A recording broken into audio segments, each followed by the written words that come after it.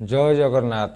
दर्शक बंधु आज आसतु जानिबा 12टी जाक राशि अशुभ बार केउटी।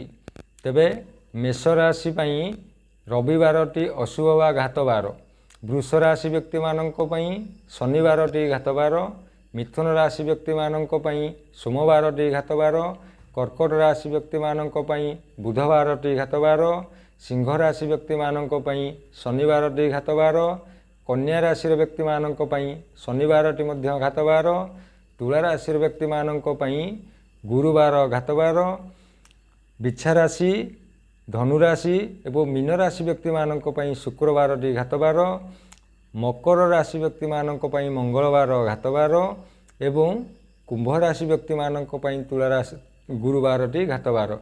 तेबे ये घात बारटी अर्थ अशुभ बार।